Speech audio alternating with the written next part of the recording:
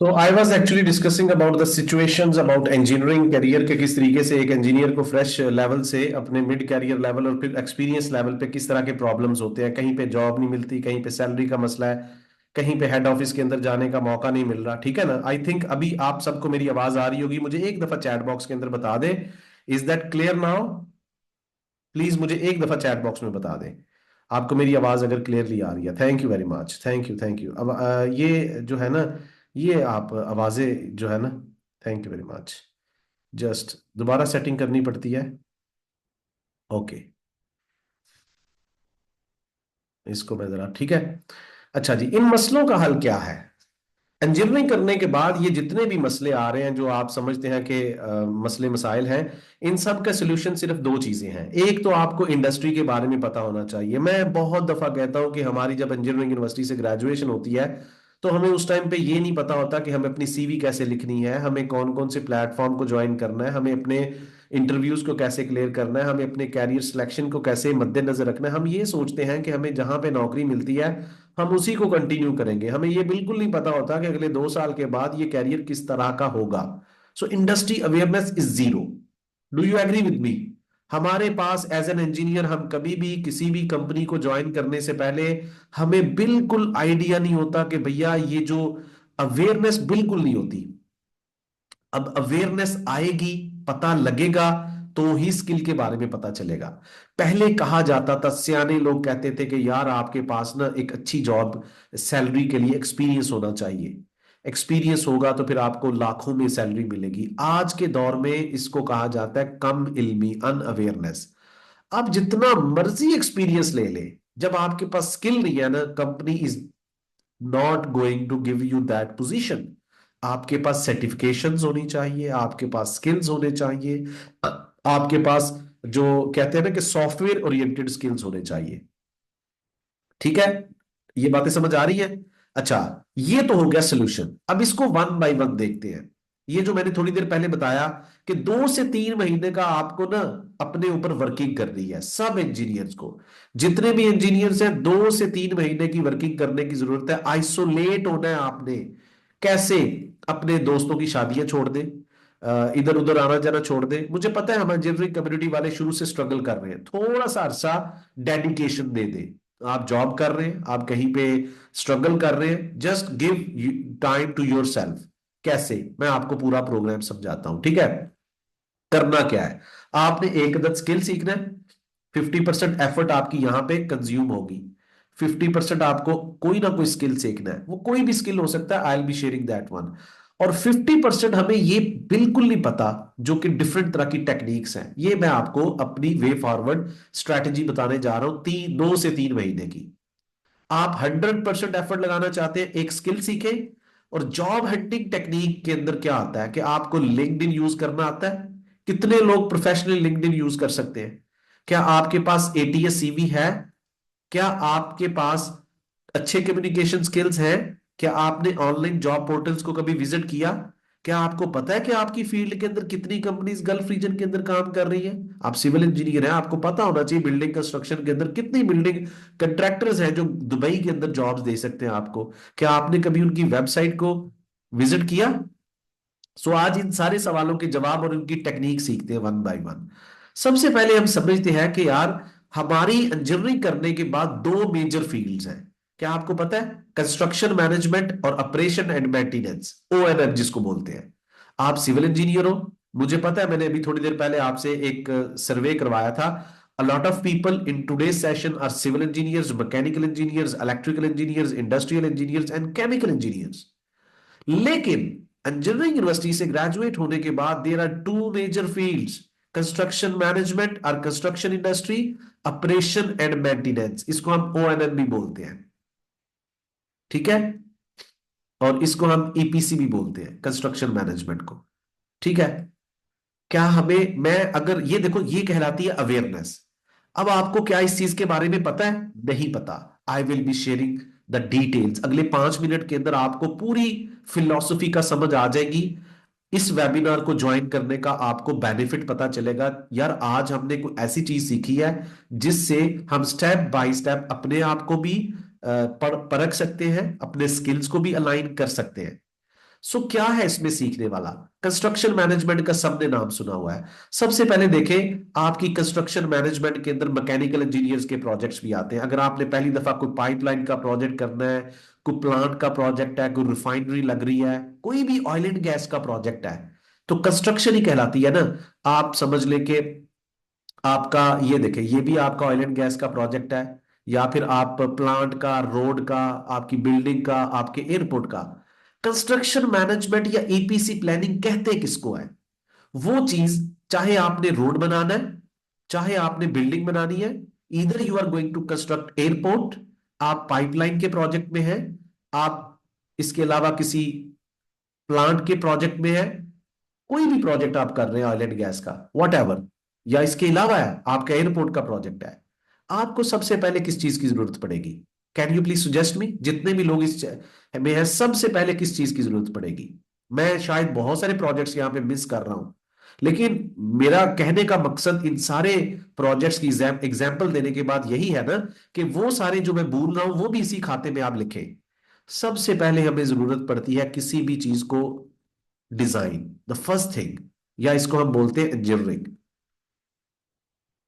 ठीक है, सबसे पहले हम डिजाइन बनाते हैं, फिर उस डिजाइन से हम एस्टिमेशन करते हैं। ऐसे ही है ना, एस्टिमेशन, कि यार कितना मटेरियल लगेगा, कितना मटेरियल लगेगा, कितने लोग चाहिए इस काम को कंप्लीट करने के लिए, कितना टाइम चाहिए, कितना पैसा चाहिए।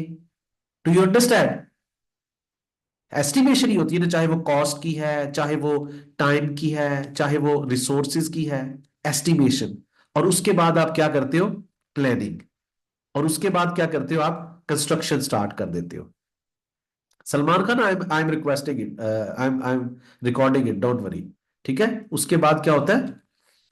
कंस्ट्रक्शन। सो ये आपकी कहलाती है कंस्ट्रक्शन मैनेजमेंट। इस कंस्ट्रक्शन मैनेजमेंट के डिफरेंट फेजेस होते हैं जो मैंने ऊपर लिख दी है। यानी कि एक चीज को शुरू से बनाना, आपको उसमें डिजाइन चाहिए, आपको उसमें एस्टिमेशन चाहिए, पैसों की, टाइम की, रिसोर्सेज की, फिर उसके अकॉर्डिंगली आप उसको प्लान करते हो और फिर कंस्ट्रक्शन स्टार्ट कर देते हो प्रैक्टिकली। आप देख रहे हैं ना, जितनी भी आपको इमेजेस नजर आ रही हैं, जितने भी प्रोजेक्ट नजर आ रहे हैं, इन सब के अंदर ऐसे ही होता है। सो ये जो फील्ड है, जहां पे इस तरह का फ्रेमवर्क लेके चलते हैं, उसको हम बोलते हैं कंस्ट्रक्शन मैनेजमेंट। उसके अंदर सिविल इंडस्ट्री के प्रोजेक्ट्स भी हैं, ऑयल एंड गैस के प्रोजेक्ट्स भी हैं, पाइपलाइन के भी हैं, mechanical, grid station, power plant, combined cycle power plant. You have to understand the framework. समझ आ गई कंस्ट्रक्शन मैनेजमेंट की? ये पूरी इंडस्ट्री क्या होती है? कंस्ट्रक्शन मैनेजमेंट के अंडर आती है। अब इसके बाद आता है आपका ऑपरेशन एंड मेंटेनेंस, ओएनएम जिसको बोलते हैं। ये सारी चीजें जब बन जाती हैं, क्या आपने कभी गौर किया? ये सारी चीजें जब बन जाएंगी, तो फिर क्या होगा? इसको मेंटेन करने की जरूरत पड़ेगी। ये बिल्डिंग बन गई, इसको मेंटेन करने की जरूरत पड़ेगी। एयरपोर्ट बन गया तो इसको क्या करना पड़ेगा? मेंटेन करना पड़ेगा, ऑपरेशन चल जाता है यहाँ पे। रिफाइनरी बन गई तो उस रिफाइनरी के अंदर उसका ऑपरेशन चल पड़ेगा, फिर उसको मेंटेन करना पड़ेगा डेली बेसिस के ऊपर। उस फेज को, जो उसका लाइफ टाइम फेज चलेगा, उस एयरपोर्ट को लाइफ टाइम मेंटेन करने के लिए, वो फेज कहलाता है ऑपरेशन एंड मेंटेनेंस। समझ रहे हैं? हम इंजीनियर या तो कंस्ट्रक्शन फेज के अंदर काम करते हैं, जो पहला फेज होता है उस चीज को बनाने के लिए, कंस्ट्रक्शन मैनेजमेंट कहलाती है, या फिर हम उसमें ऑपरेशन या मेंटेनेंस का हिस्सा है। हमारी कंस्ट्रक्शन मैनेजमेंट के जितने भी प्रोजेक्ट्स होते हैं, उसको हम बोलते हैं ग्रीन फील्ड प्रोजेक्ट्स। क्या बोलते हैं? कंस्ट्रक्शन मैनेजमेंट के प्रोजेक्ट्स क्या कहलाते हैं? ग्रीन फील्ड, शुरू से जो चीज बनती है। और जो हमारी ओएनएम के प्रोजेक्ट्स होते हैं, ठीक है, उसको हम बोलते हैं ब्राउन फील्ड। अब आप मुझे चैट बॉक्स में एक दफा बताइएगा, आप किस फील्ड में काम कर रहे हैं? ग्रीन फील्ड में है या ब्राउन फील्ड में है? ग्रीन फील्ड को एक दफा फिर बता दूं, ये कंस्ट्रक्शन मैनेजमेंट है, जहां पे आपको शुरू से डिजाइन, एस्टिमेशन, कंस्ट्रक्शन, ये बनी बनाई चीज को आपने मेंटेन करना है। उसके एक, अगर कोई चीज with the passage of time खराब हो रही है, उसको मेंटेन करना है, मेंटेनेंस। जैसे रिफाइनरी पहली दफा बन रही थी, दैट वाज कंस्ट्रक्शन मैनेजमेंट। लेकिन जब वो बन गई, अब उसको लाइफ टाइम आपने मेंटेन करना है, उसके अंदर कोई वैल्व चेंज हो रहे हैं, what ever, that would be called O&M phase, brown field. कोई चीज कल को खराब होगी ना, आपने पहली दफा घर बनाया, that was a green field. लेकिन अब घर की लाइटें कभी कभी खराब होती हैं, घर के अंदर कभी मोटर खराब हो गई, घर की दीवार का पेंट खराब हो गया, वो ओएनएम है। अंडरस्टैंड? मुझे एक दफा चैट बॉक्स में यस और नो करके बताइएगा। ये दो इंडस्ट्रीज के अंदर आपको समझ आ गई, और साथ में ये बताइएगा कि आप किस फील्ड से ताल्लुक रखते हैं। Thank you very much. अब ये कॉन्सेप्ट बताना क्यों जरूरी था? क्योंकि बहुत सारे इंजीनियर्स को इन चीजों का नहीं पता कि हमें अपने कैरियर को किस तरीके से डिफाइन करना है। अब यहां पे आ जाते हैं, ये हमारा है भाई, आपको जो पिक्चर नजर आ रही है, this is oil and gas field. अब आपको यहां पे मैं थोड़ा सा ओएनएम और कंस्ट्रक्शन इंडस्ट्री बताता हूं। ये जो पिक्चर है, ये ऑयल एंड गैस फील्ड के अंदर बहुत बड़े प्रोजेक्ट्स के तीन डिवीजन को शो कर रही है। The first division is called upstream, the second is called mid stream, and the third is called downstream. अब आप खुद सोचें कि जब जमीन से, थोड़ी सी स्टोरी मैं आपको सुनाता हूं, आपको काफी अच्छे तरीके से आइडिया हो जाएगा। जब जमीन से क्या तेल और गैस दुनिया के अंदर सबसे इनरिच्ड एसेट्स है, ब्लैक गोल्ड कहा जाता है, पूरी दुनिया की इकोनॉमी इन्हीं दो चीजों के ऊपर डिपेंड कर रही है। ऐसा ही है, हम इंजीनियर्स का इनके साथ बहुत गहरा ताल्लुक है। और जब हम गल्फ रीजन के अंदर, if we think about it कि हमें गल्फ रीजन के अंदर जॉब लेनी है, तो we should know about it. मैं क्यों ये बता रहा हूं? मेरी जब पहली दफा एक ना रेफरेंस के थ्रू अमेरिकन कंपनी के अंदर एक जॉब इंटरव्यू था, I lost that chance. Why? आप में से कितने लोग हैं जो ऑयल एंड गैस फील्ड के अंदर नौकरी करना चाहते हैं? मुझे एक दफा चैट बॉक्स में बताइएगा मेरी तरह। Back in 2010, I was very passionate to find job in oil and gas sector, but I had one reference, American company है Weatherford. I got chance to be there, और जब वहां पे मुझे पहला क्वेश्चन किया गया, why we should hire you, तो मैंने कहा this is my passion to join oil and gas. That Indian HR lady, very nice lady, she told me, okay, that's great to hear कि आपका पैशन है, what do you know about oil and gas field? I was like, have no idea. तो मैं आपको basics बताने जा रहा हूं, जिससे आपको आइडिया होगा ऑयल एंड गैस फील्ड कितनी बड़ी फील्ड है। शायद आपके जहन में अभी तक उसके बारे में कोई आइडिया ना हो। तो यूजली तौर पे ऑयल एंड गैस फील्ड को तीन हिस्सों में डिवाइड कर सकते हैं। जब भी ऑयल एंड गैस की बात होती है, तो जमीन से ड्रिलिंग के थ्रू ये तेल और गैस निकाला जाता है। ऐसा ही है ना, इसकी बारिश होती है ना, इसके पहाड़ हैं। ये जमीन के अंदर होती है 10,000 फीट। ठीक है, साइकिल थोड़ा सा समझिएगा। या तो आप इसको समंदर से निकालते हो या ड्राई लैंड से। अगर आप समंदर पे काम कर रहे हो तो इसको आप बोलते हैं ऑफशोर। ठीक है, और अगर आप लैंड से निकाल रहे हो तो इसको आप बोलते हैं ऑन शोर। ओके। अब यार यहां पे सीन कुछ ऐसे है कि ये देखिए, ये पानी में ड्रिलिंग करके तेल आ रहा है, गैस, ये आपका जमीन में। अब साइकिल समझने की कोशिश कीजिएगा। यहां पे जब तेल जमीन पे आ जाता है, इसको पाइपलाइन के थ्रू, रोड्स के थ्रू, टैंक्स के थ्रू यहां पे स्टोर किया जाता है। जो फ्रंट एंड पे लोग काम कर रहे हैं, ये बाउंड्री लाइन, इनको आप बोलते हैं अपस्ट्रीम। ये कौन लोग हैं? जो सर्वे करते हैं कहां पे तेल होगा, सर्वे वाले लोग। ठीक है, साइस्मिक सर्वे, जो ड्रिलिंग करते हैं, जो प्रोडक्शन करते हैं, ये वाले लोग क्या कहलाते हैं? अपस्ट्रीम। फिर इसके बाद वो लोग जो ट्रांसपोर्ट और स्टोरेज का काम करते हैं, उस तेल और गैस को रिफाइनरी तक पहुंचाते हैं, इसको हम बोलते हैं ट्रांसपोर्टेशन एंड स्टोरेज। ये कहलाते हैं आपके मिड स्ट्रीम, दरमियानी लोग। और वो लोग जो रिफाइनरीज के प्रोजेक्ट्स लगाते हैं, जो रिफाइनरीज हैं, जो प्रोसेसिंग यूनिट्स है, जो फर्टिलाइजर्स कंपनीज है, उसको हम बोलते हैं डाउन स्ट्रीम। अब ये खुद सोचे, यहां पे आपके हर इंजीनियर की यूटिलाइजेशन है। आप खुद सोचे, ये देखें, यहां पे आपके फैब्रिकेशन इंजीनियर की जरूरत पड़ेगी ये प्लेटफॉर्म ऑफशोर का प्रोजेक्ट लगाने के लिए, राइट। यहाँ पे आपके पाइपलाइन इंजीनियर की, यहाँ पे रोड्स बनेगी, ये पूरी की पूरी लैंड का जो हिस्सा है, ये स्टैब्लिश करना है, सिविल इंजीनियर की जरूरत पड़ेगी। ये आपकी पाइलिंग है, यहाँ पे सिविल इंजीनियर की जरूरत पड़ेगी। यहाँ पे मैकेनिकल फैब्रिकेशन की जरूरत पड़ेगी, सोलर की जरूरत पड़ेगी, इलेक्ट्रिकल इंजीनियर की, केमिकल इंजीनियर की, रिफाइनरी के अंदर कितनी तरह के इंजीनियर्स की जरूरत पड़ेगी। Every engineer will be utilised here. ठीक है, अब नाम ले, मैं आपको निकाल के बताऊंगा। हर तरह का पाइपिंग का प्रोजेक्ट है, रिफाइनरी का प्रोजेक्ट है, फर्टिलाइजर का प्रोजेक्ट है, पेट्रोकेमिकल का प्रोजेक्ट है, रिग का प्रोजेक्ट है, रोड का प्रोजेक्ट है, बिल्डिंग का प्रोजेक्ट होगा। पूरे के पूरे सिटी बन रहे हैं, पूरे के पूरे इंडस्ट्रियल जोन बन रहे हैं। ऐसे ही है ना, दुबई, गल्फ रीजन के अंदर, सऊदी अरब के अंदर पूरे के पूरे सिटी बन रहे हैं, इंडस्ट्रियल जोन बन रहे हैं। कि वहां पे अलग से ऑयल एंड गैस की सिटी बसा रहे हैं वो लोग। सिविल का काम है, electrical, mechanical, structural, piping, ABB, everything is there. So अब आप इंप्लीमेंट करें ईपीसी। पहले, सबसे पहले डिजाइनिंग होगी, फिर एस्टिमेशन होगी, कंस्ट्रक्शन मैनेजमेंट। जब पहली दफा चीजें बन रही होगी, आपकी कंस्ट्रक्शन मैनेजमेंट है। जब उन चीजों को अगले 100 साल तक मेंटेन कर रहा है भाई, तो ऑपरेशन एंड मेंटेनेंस। अंडरस्टैंड? तो इस तरीके से इंजीनियरिंग के अंदर हम डिफरेंट तरह की कैटेगरीज बना सकते हैं। यहां तक समझ आ गई चीजों की आपको? ऑयल एंड गैस फील्ड के हिसाब से भी, और ठीक है, यस, मेटलर्जिकल इंजीनियर भी। Okay, at that I will be sharing. अच्छा, यहां पर, अच्छा, रीन्यूएबल एनर्जी रिसोर्सेज प्रोजेक्ट्स की भी, ऑयल एंड गैस से हटके अब सोलर के प्रोजेक्ट्स का भी ट्रेंड आ रहा है। सोलर के प्रोजेक्ट्स हो गए आपके, विंड एनर्जी के प्रोजेक्ट्स हो गए आपके, यूरोप, कनाडा, यूके के अंदर मेरे पास बहुत सारे स्टूडेंट्स आते हैं जो प्लानिंग इंजीनियरिंग सीखते हैं कि सर यहाँ पर इन प्रोजेक्ट्स की बहुत ज्यादा डिमांड है, तो हमें प्रोजेक्ट मैनेजमेंट सीखनी है। तो yes, there is a trend, ठीक है। मैं इसलिए इस स्लाइड के अंदर मैंने ये चीज भी ऐड की।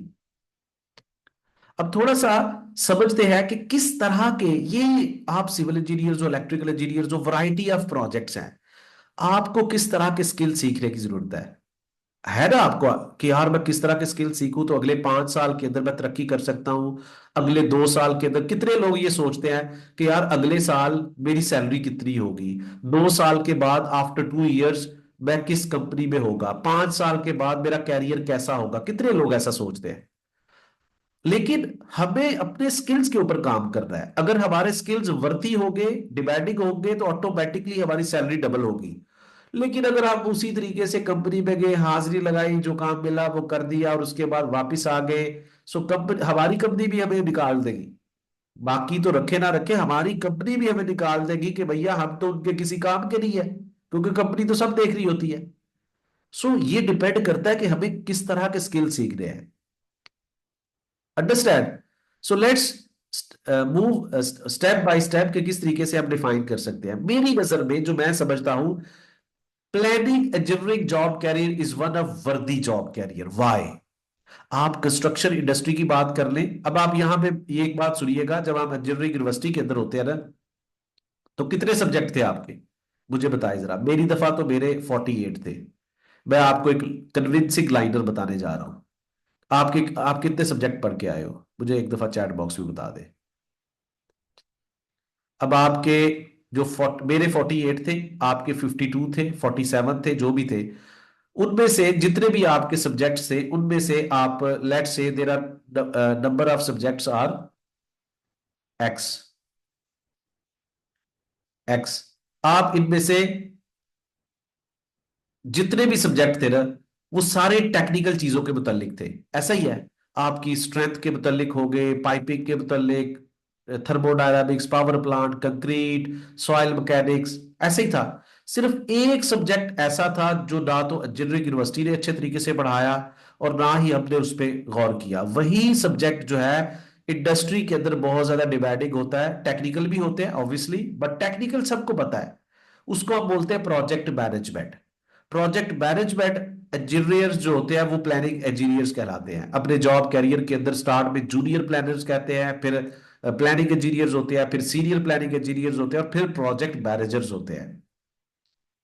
तो प्रोजेक्ट मैनेजमेंट एक ऐसा जॉब कैरियर है जो हर एक इंजीनियर को जिंदगी के अंदर एक दफा लाजमी सीखना चाहिए, क्योंकि इस जॉब कैरियर से आपको पूरी इंडस्ट्री की अवेयरनेस होती है कि आपने अपने प्रोजेक्ट के ऊपर किस तरीके से लीडिंग जॉब कैरियर का रोल अदा करना है, अपने प्रोजेक्ट में टीम्स को कैसे मैनेज करना है, एक लीडर के तौर पे कैसे काम करना है। क्योंकि इंजीनियरिंग की टेक्निकलिटीज को पढ़कर आप सिर्फ एक इंजीनियर बनते हो, जबकि मैनेजमेंट को पढ़ने के बाद आप एक मैनेजर बनते हो। Do you agree with me? So planning engineering job career, that is why high salaried job career, white collar job career, and internationally growing job career. अब इस जॉब कैरियर को कंस्ट्रक्शन मैनेजमेंट और plant maintenance या shutdown के अंदर कैसे आप adjust कर सकते हो, one by one I will be sharing with you people. इससे आपको पता चलेगा इंडस्ट्री काम कैसे करती है, पूरी इंडस्ट्री आपको पता चल जाएगी। आपकी पूरी इंडस्ट्री का फ्रेमवर्क क्या होगा, ये मैं आप लोगों के साथ शेयर करने जा रहा हूं। ये आप अगले 5 मिनट के अंदर सारी साइंस समझने जा रहे हैं। जैसे ही सबसे पहले आप देखें कंस्ट्रक्शन मैनेजमेंट के अंदर आपके पास तीन तरह की पार्टीज होती है। एक आपका होता है क्लाइंट, जो आपके प्रोजेक्ट का ओनर होगा, ठीक है। फिर आपका प्रोजेक्ट का एडवाइजर होता है जिसको हम कंसल्टेंट बोलते हैं। फिर आपके प्रोजेक्ट के अंदर कंट्रैक्टर होता है जो आपके प्रोजेक्ट का डेवलपर होगा, जो प्रोजेक्ट को डेवलप करता है, ठीक है। अब प्रोजेक्ट फ्रेमवर्क क्या है? सबसे पहले आपकी कोई भी प्रोजेक्ट है, आप इमेजिन करें बिल्डिंग है, रोड है, pipeline, MEP, HVAC, petrochemical, fertiliser, whatever, the framework across the globe will be the same. These 5 minutes are going to help you a lot to understand as an engineer कि पूरी दुनिया के अंदर organizations काम कैसे कर रही हैं। So the first phase is called initiate phase। काम स्टार्ट होता है इस फेज के अंदर। और इस फेज में क्या होगा भाई? सबसे पहले आपकी फिजिबिलिटी, कोई भी बिल्डिंग बना रही है, फिजिबिलिटी, फिजिबिलिटी एनालिसिस होगा कि उस चीज को बनाएंगे उसका फायदा होगा कि नहीं होगा, बेनिफिट प्लान, ठीक है। Benefit management plan. Feasibility analysis के अंदर क्या देखा जाता है? कॉस्ट के हवाले से क्या फायदा होगा, टेक्निकली इट इज पॉसिबल और नॉट। अगर ये रिपोर्ट आपकी यस हो जाती है, it is going to be yes, like approve हो जाएगी, then you are going to produce your project charter, कि आपका प्रोजेक्ट आगे चलेगा। अब आप आगे ऑथराइज करके अपने प्रोजेक्ट की डॉक्यूमेंटेशन तैयार करना शुरू कर देते हो। We call it project charter पूरी दुनिया के अंदर। The second phase is called planning phase. On the basis of this project charter data, you are going to start designing your phase within planning phase. क्या करते हो आप इसमें? आप इसके अंदर इसकी डिजाइन तैयार करते हो, ठीक है। उस चीज का कंप्लीट बिल्डिंग है तो स्ट्रक्चरल ड्राइंग्स तैयार होगी, पाइप है तो आइसोमेट्रिक ड्राइंग्स तैयार होगी, सोलर का प्रोजेक्ट है तो स्ट्रक्चरल ड्राइंग्स है, फैब्रिकेशन ड्राइंग्स है, इंस्टॉलेशन ड्राइंग्स है। आपका रोड का प्रोजेक्ट है तो उसी तरीके से आपके क्रॉस सेक्शनल एरियाज है, कोई भी प्रोजेक्ट है आपका डिजाइन फेज के अंदर उसका डिजाइन तैयार होगा। Once design is done, then your material take off, MTO, उससे क्वांटिटीज निकाली जाती है, यानी कि एस्टिमेशन होगी कि यार इसमें कितने पैसे लगेंगे, कितना टाइम लगेगा, उसके लिहाज से आप, ठीक है, समझ रहे बात को। और फिर उसके लिहाज से आप प्लानिंग करते हो। प्लानिंग मतलब प्रोजेक्ट शेड्यूल तैयार करना होता है, प्रोजेक्ट का शेड्यूल। मतलब क्या? मैं भी आप लोगों के साथ प्राइमावेरा P6 शेयर करूंगा। यहां पर आप प्राइमावेरा P6 जैसा टूल यूज करते हो। ये टूल आपको बताता है कि जो भी आप बिल्डिंग बना रहे हो, वैसे तो आपको पता होता है ना कि आपके प्रोजेक्ट का 1 साल का टाइम है, $1 बिलियन उसकी कॉस्ट है, right. But with project schedule, using specific features of Primavera P6 project management concepts, you are going to enable your vision के मुझे किस महीने में कितने पैसे चाहिए, कितना मटेरियल चाहिए, कौन से लोग चाहिए, क्रेन चाहिए, किस महीने में चाहिए, कब मुझे हायर करनी है, कब मुझे रिलीज करनी है। So this project schedule is going to provide you each and everything like time management plan, cost management plan, resource management plan, cash flows, मुझे किस महीने में किस तरीके से कितने बिलियंस चाहिए, प्रोग्रेस रिक्वायरमेंट, रिपोर्टिंग रिक्वायरमेंट, ठीक है। Everything is there. Project schedule. Once this planning is done, the third phase is called execution phase. Execution is the third phase. अब ये phase क्या है? Practical. Practically, your site is active. आपके सारे resources, आपकी सारी फैसिलिटीज साइट पे mobilise होना शुरू हो जाती है, आपका रोड बनना शुरू हो जाता है, आपकी बिल्डिंग बननी शुरू हो गई, cranes are moving there, right. Execution, practically आपने काम स्टार्ट कर दिया ना। And the fourth phase is called monitor and control, MNC, monitor and control। मतलब आपका साइट पे काम चल रहा है, एग्जीक्यूशन, उस काम को देख रहा है कोई, monitor. Quality insurance, quality control की टीम है भाई, that is why we call it monitoring. वो मॉनिटरिंग वाली टीम क्या कर रही है? डाटा डॉक्यूमेंट कर रही है, आज कितनी कंपैक्शन हुई, कितनी वेल्डिंग हुई, कितने पाइप के जॉइंट्स लगे, कितनी बिल्डिंग बन गई, कितना रोड की रीच तैयार हो गई। वो डाटा किसको मिलेगा? प्लानिंग इंजीनियर को। और वो प्लानिंग इंजीनियर प्रोग्रेस रिपोर्ट बनाएगा। वो प्रोग्रेस रिपोर्ट किसके पास जाएगी? इनके पास, क्लाइंट और कंसल्टेंट के पास। वो देखेंगे प्रोजेक्ट सही चल रहा है कि नहीं, that is why we call it control. Third fourth phase. और fifth phase is called closing phase. समझ रही है बात को? क्लोजिंग फेज में क्या होगा? आपका प्रोजेक्ट क्लोज हो जाएगा, फाइनल रिपोर्ट तैयार होगी, handing over, taking over and all that. That is the simple story. Do you understand? Across all the globe, how your pipeline, road, building, HVAC, MEP, fertilizer, combined cycle power plant, whatever you name it, you have this kind of framework in the construction management industry. समझ आई इस बात की? ये पूरा framework easy था understand करना। 5 चीजें हैं: initiate, planning, execution, monitor and control and closing. That's all. Simple. समझ आई इस चीज की? और ये सोचे कि आपका डिजाइन इंजीनियर यहां पे हायर होता है, यहां पे वो बेचारा, ठीक है, डन है। प्लानिंग इंजीनियर यहां से स्टार्ट होगा, यहां तक जाएगा, पूरा साइकिल।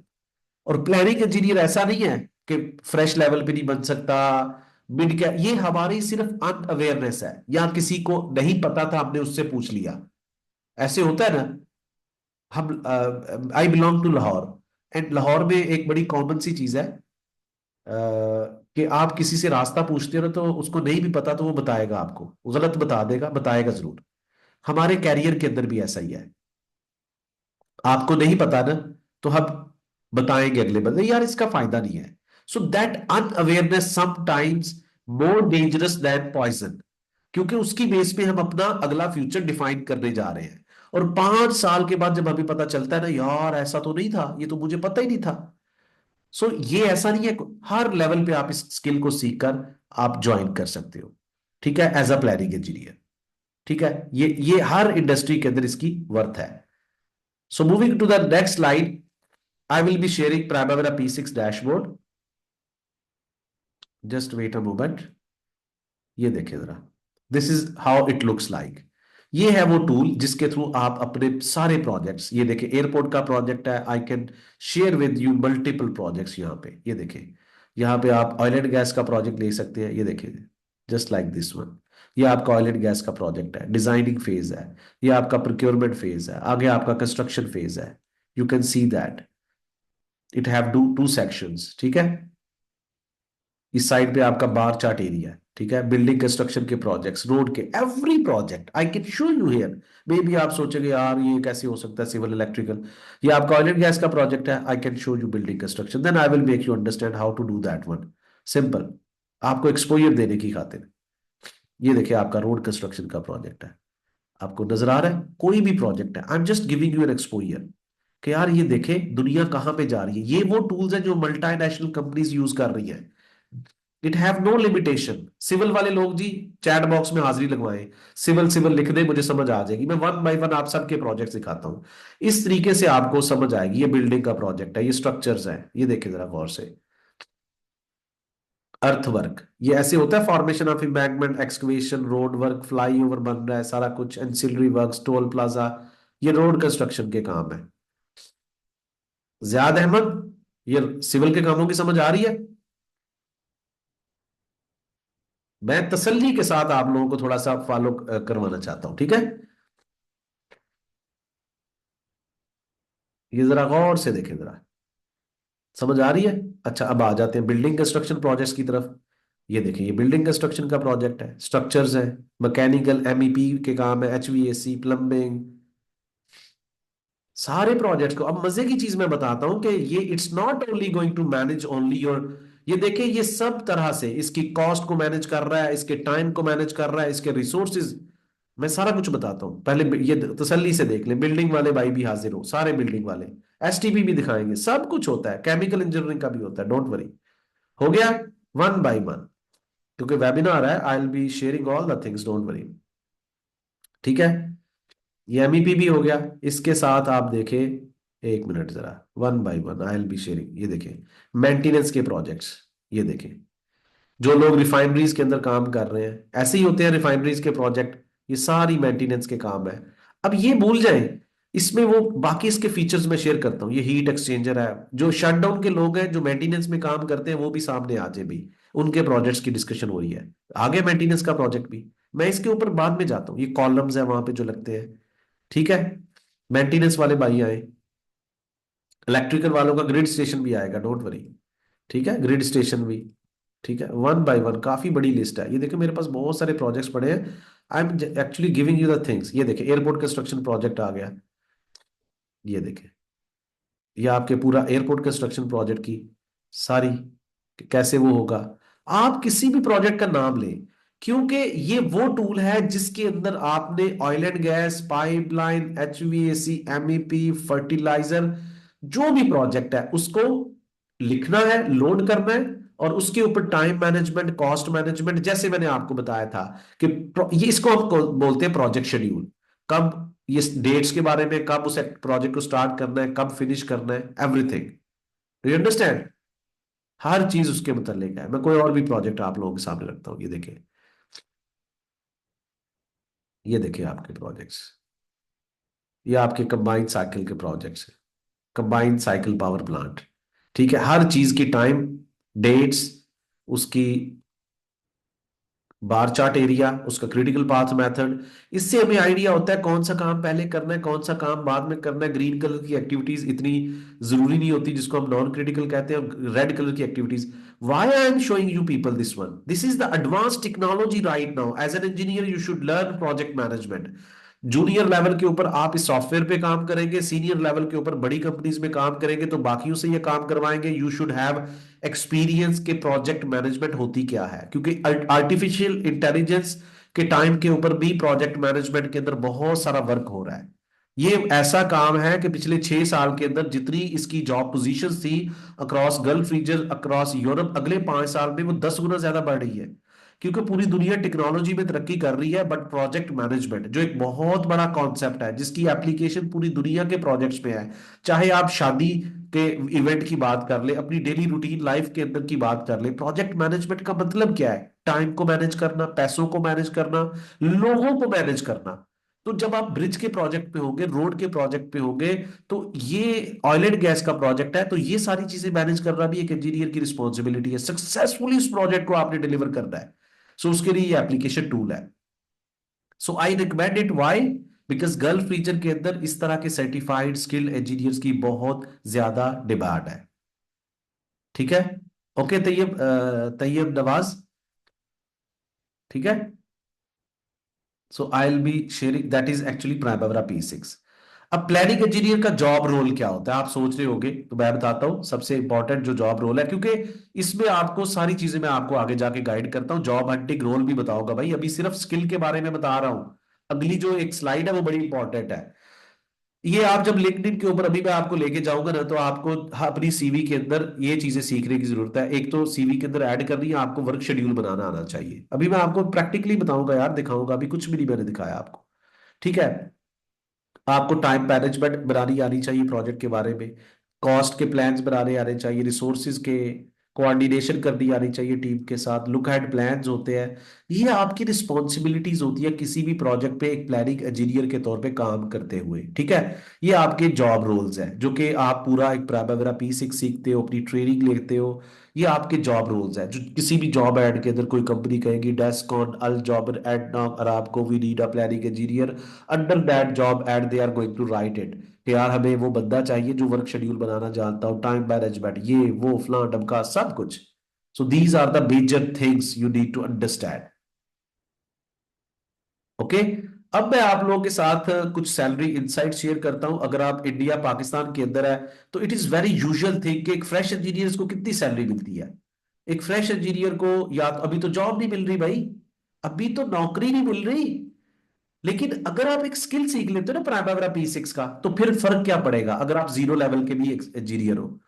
तो भाई सबसे पहले तो आपको 25 से 30 हजार रुपए सैलरी मिलेगी फ्रेश लेवल के इंजीनियर को। कुछ भी मिल जाए, सही कहा आपने, कुछ भी मिल जाए। ठीक है?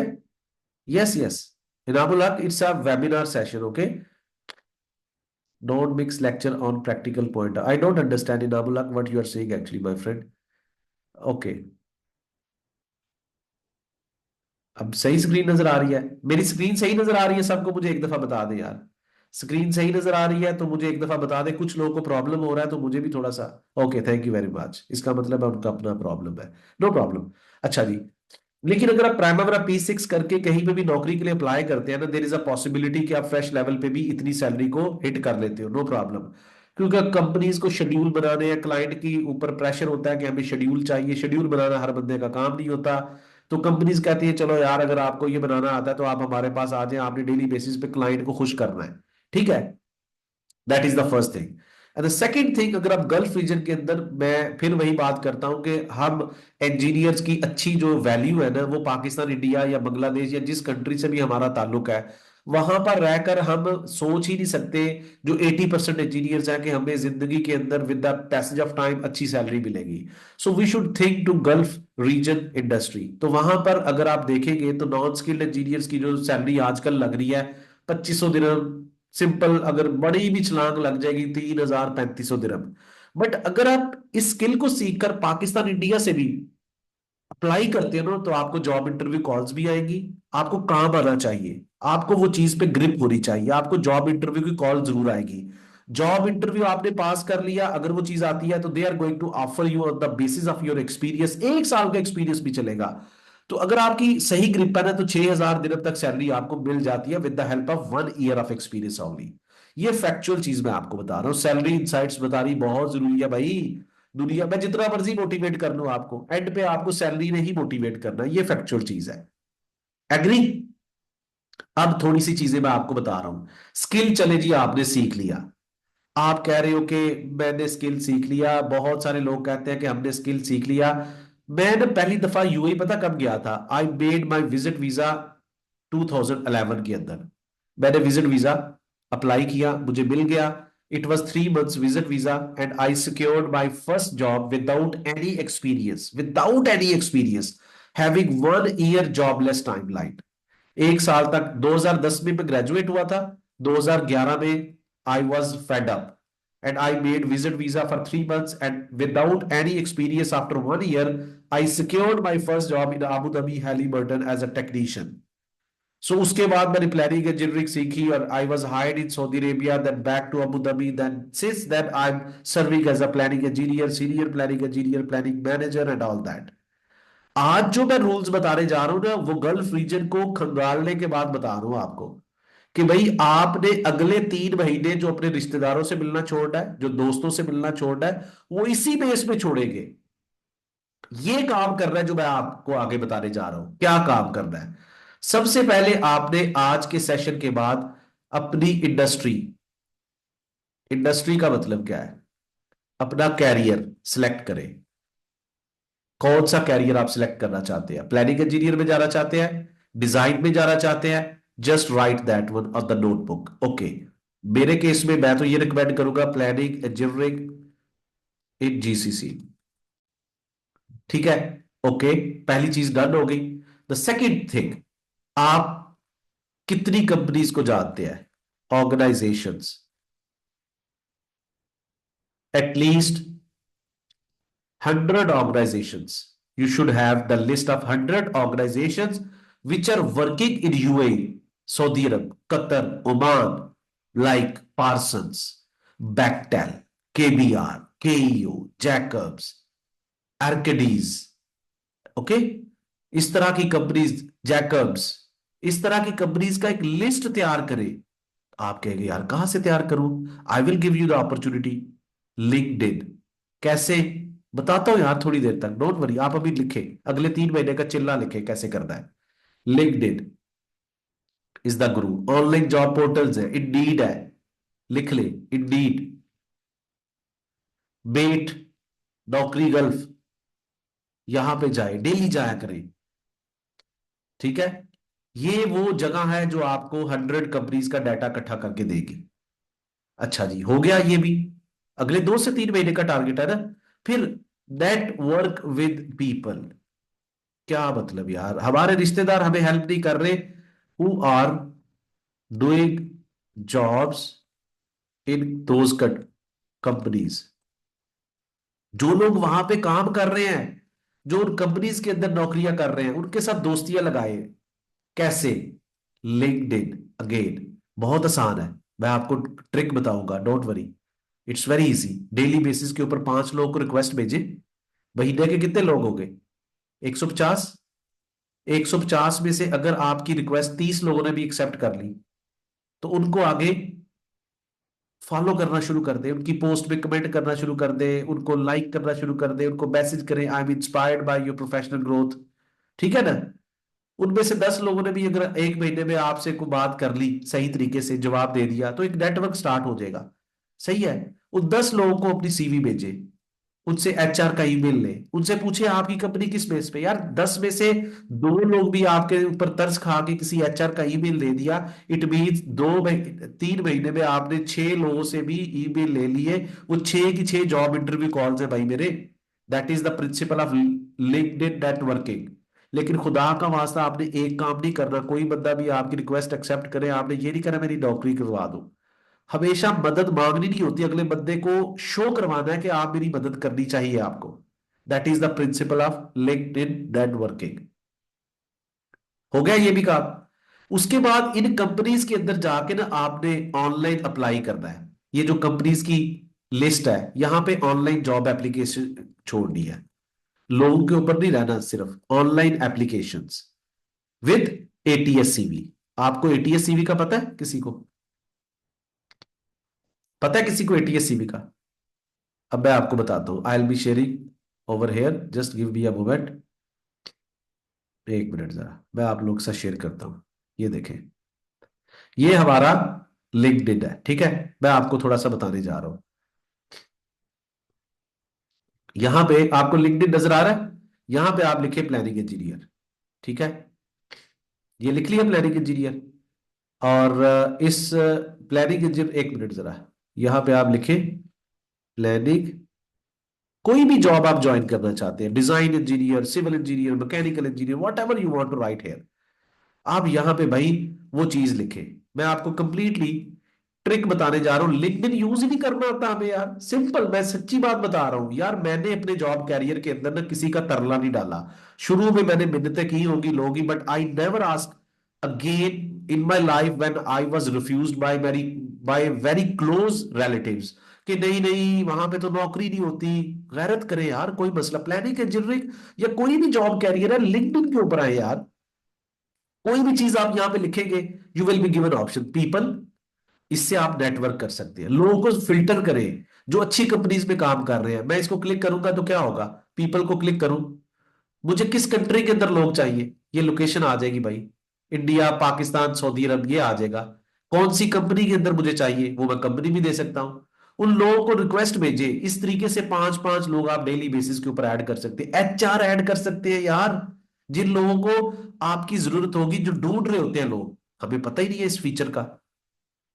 इस तरीके से आप लोगों को कनेक्ट करें, सिंपल हो जाएगा। पीपल्स हो गया। दूसरा ऑप्शन क्या, पोस्ट, इसको भी क्लिक करें। कल सुबह, आज सुबह, परसों, जिसने भी को पोस्ट किए मुझे प्लानिंग इंजीनियर चाहिए, वो आ जाएंगे। जॉब्स के अंदर चले जाए, the most important thing jobs, किस कंट्री के अंदर जॉब चाहिए, ये देखें, मुझे चाहिए जनाब जॉब यूनाइटेड अरब एमिरेट्स के अंदर, यूनाइटेड, ये देखें, अरब, एक मिनट, ये आ गया मेरा यूनाइटेड अरब एमिरेट्स, ठीक है। आ गया। मुझे किस एक्सपीरियंस की जॉब चाहिए, एंट्री लेवल की, okay, that's fine, show 30 results. अभी रिसेंट वो कह रहा है 13 रिजल्ट्स है, इसमें भी कुछ ना कुछ एक्सपीरियंस चाहिए होता है, मैं ये नहीं कहता। ये देखे, ये ये आ गया मीरा कंस्ट्रक्शन, प्लानिंग इंजीनियर, क्या चाहिए, responsibilities, develop and maintain detail project schedule, primary P6, project requirements, project progress, project potential risk. अच्छा, इसमें मैं 3 चीजें आपको समझाने जा रहा हूं। एक तो आपने लिंक्डइन को प्रोफेशनल तरीके से यूज करना है। अगर आप समझते हो यार अभी तक मुझे नहीं पता, तो इस वेबिनार के थ्रू मैं अब इतने कम टाइम में तो नहीं समझा सकता, लेकिन यूट्यूब के ऊपर जाके आप ना लर्न विद इंजीनियर वकास जब आप लिखेंगे, तो मैंने काफी सारे ट्यूटोरियल बनाए हैं कि जो हमारे फ्रेश इंजीनियर्स हैं, they can prepare their LinkedIn, chat GPT, ATS CV का बेसिक लेवल पे किस तरीके से इस्तेमाल करना है। This is my YouTube channel at name learn with engineer Waqas, right. You can go and you can find के मेरा यार लिंक्डइन सेट होना चाहिए, सिंपल, पहली चीज। दूसरी चीज मैं आपको बता दूं, ये होती है आपकी भाई, ये सारी चीज आप जब किसी कंपनी के अंदर अप्लाई करेंगे ना सीवी, तो सीवी वो ना दे यार जो आपने छापा लगाया जिसमें कोई जान नहीं है। एटीएस सीवी वो होगी, ये कंपनी की रिक्वायरमेंट क्या है, मीना वालों की, ये है। वो कहते हैं कि हमें इस तरह का नौजवान चाहिए, तो नौजवान की सीवी के अंदर कुछ नहीं लिखा हुआ, तो क्या ऐसा क्यों होता है कि आपने उस कंपनी के अंदर अप्लाई कर रहे हैं ना जब जाके, तो ऐसा नहीं होता कि एचआर सिर्फ आपकी सीवी को देखने बैठा हुआ है, वहां पे भाई 10,000 सीवीज और भी हैं। तो उनकी कंपनी की वेबसाइट में ना एक सिस्टम होता है, applicant tracking system, AI system होता है, ऑटोमेटिकली आपकी सीवी शॉर्टलिस्ट होके बाहर आ जाएगी। किस बेस पे? अगर आपकी सीवी में लिखा हुआ है कि इस नौजवान को प्रोजेक्ट शेड्यूल करना आता है, इस नौजवान को प्राइमरी P6 करना आता है, इस नौजवान को एस्टैब्लिश शेड्यूल करना आता है, ये कीवर्ड्स लिखे होंगे, या तो आपकी सीवी शॉर्टलिस्ट हो जाएगी या आपकी सीवी जो है डस्टबिन में चली जाएगी, सिंपल। तो अगर इस जॉब एड के मुताबिक आप ये सारे कीवर्ड्स कॉपी करके यहां से आप चैट जीपीटी को बताते हो कि भाई, फॉर एग्जांपल, या आप खुद ऐड कर देते हो कि यार मुझे ये सारे काम आते हैं, और सीवी में भी डालें, तो फिर जब आप अप्लाई करेंगे तो आपको लाजमी एक कॉल आएगी जॉब इंटरव्यू की अपॉर्चुनिटी की। So that is what you have to do for next 2 to 3 months। Companies का लिस्ट तैयार करें, 100 कंपनीज, डेली बेसिस पे 5 लोगों को ऐड करें, और लिंक्डइन का इस्तेमाल करें डेली बेसिस के ऊपर। You will secure 5 to 6 job interview calls in 1 month। That is my guarantee. ठीक है। सो ये चीजें मैं जो आपको शेयर कर रहा हूं, these are really valuable things. ठीक है, यही वो चीजें मैं आपके साथ शेयर कर रहा था। अच्छा, इसके बाद जब ये आप सारी चीजें कर लेते हो तो क्या फायदा होगा एक फ्रेश इंजीनियर को? जब एक फ्रेश इंजीनियर होता है उसको नौकरी नहीं मिलती, लेकिन स्किल आता है, like primary P6, that guy can start freelancing career. Freelancing career का मतलब क्या होता है कि ऑनलाइन जो आपके प्लेटफॉर्म्स है जैसे कि लिंक्डइन है, वहां से आप आराम से अपने स्किल को सेल कर सकते हो। ठीक है, मसला हल हो गया फ्रेश इंजीनियर का भी। और इस तरह का जो इंजीनियर है फ्रेश लेवल का, they can not be rejected on zero experience because they are skilled.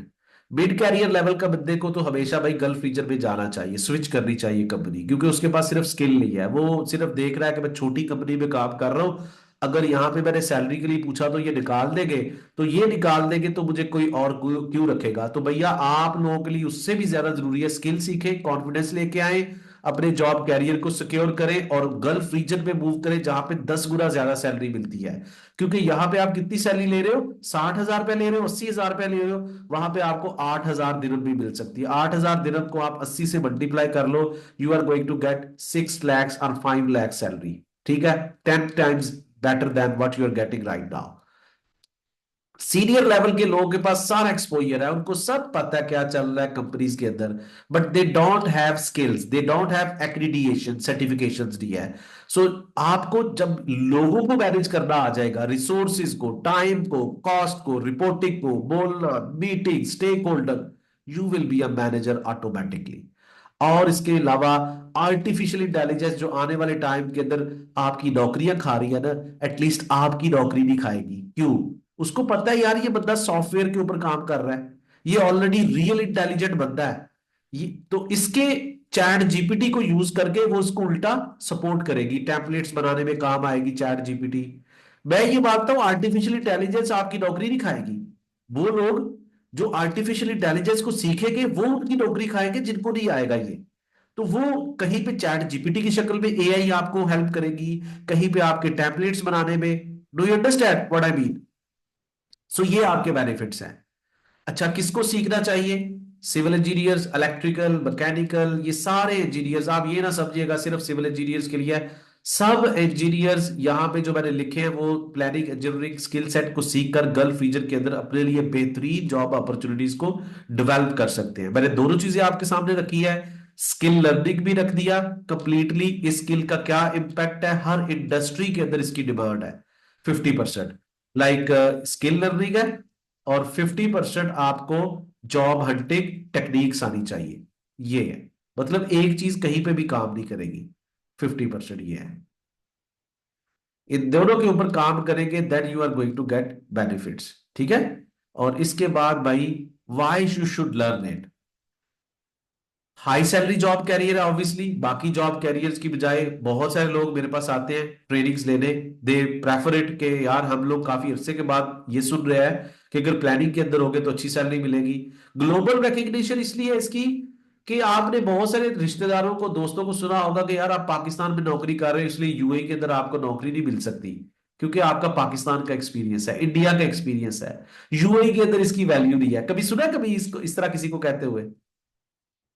कभी सुना है किसी को? बताए मुझे। क्यों सुना है पता है? क्योंकि पाकिस्तान के अंदर वाकई ना स्टैंडर्ड्स को फॉलो नहीं किया जाता। अगर आपका साइट एक्सपीरियंस है ना, फिर तो वो सही कह रहे हैं। अगर आपका बस ऐसे ही मतलब कोई इस तरह से स्किल्ड एक्सपीरियंस नहीं है, तो अगर आप प्राइमवेरा P6 करेंगे ना, तो प्राइमवेरा P6 जो अमेरिका में यूज हो रहा है, जो यूएई में यूज हो रहा है, जो पाकिस्तान में, स्किल सेट तो सेम ही है ना। तो ग्लोबली आपको रिकॉग्नाइज करता है। आपको अगर कल को कोई रिश्तेदार बोलेगा, "अरे यार पाकिस्तान का एक्सपीरियंस", तो कहेगा, "यार मैं प्राइमवेरा P6 पे काम करता हूँ और हम लोग यूएई के प्रोजेक्ट्स जो है ना वो मेंटेन कर रहे हैं"। किसी को क्या पता? सही है ना, काला इल्म तो नहीं है किसी के पास। ठीक है, तो ये तो पूरी दुनिया के अंदर प्राइमवेरा P6 वैसे ही, जैसे गाड़ी चलाना, यूएई के पाकिस्तान का ड्राइविंग लाइसेंस नहीं माना जाता दुबई के अंदर। ठीक है ना? लेकिन अगर आपका किसी इस्लामाबाद का है या कैपिटल का है, तो फिर शायद वो आपको रिलैक्सेशन देते हैं। तो इसी तरीके से प्राइमवेरा P6 का हिसाब है। Multiple job opportunities, as I told you, आप पाइपलाइन के प्रोजेक्ट में, बिल्डिंग में है, रोड में है। जब आप प्लानिंग इंजीनियर के तौर पे कैरियर स्टार्ट कर लेंगे ना, तो फिर आपको ये रिस्ट्रिक्शन नहीं रहेगी, मैं बिल्डिंग में हूं तो बिल्डिंग में रहूंगा। No, you will be eligible for every kind of field. और फिर सबसे मजे की चीज क्या है इसमें? सबसे मजे की चीज पता क्या है? आप फ्रीलैंसिंग जॉब कैरियर स्टार्ट कर सकते हो। आपको लाइफ के अंदर जॉब नहीं करनी, तो आप अपनी ऑनलाइन सर्विसेज दो।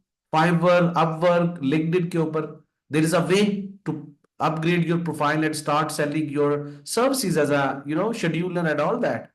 Start online planner services, that's all. ठीक है? सो यही आज का सेशन है।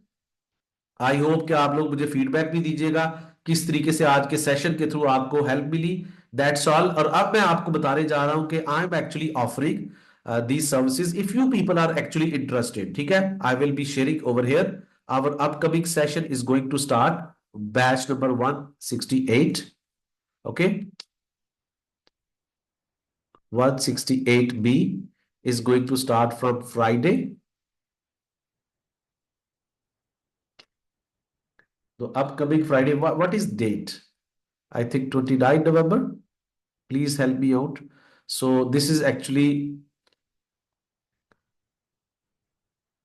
duration 4 to 6 weeks। I will be sharing all the details, don't worry।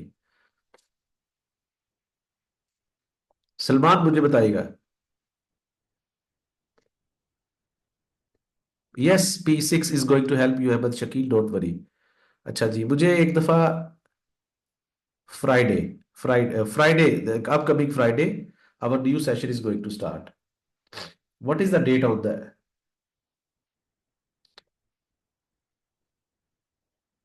Session के अंदर इतने गुम होते हैं। ओके।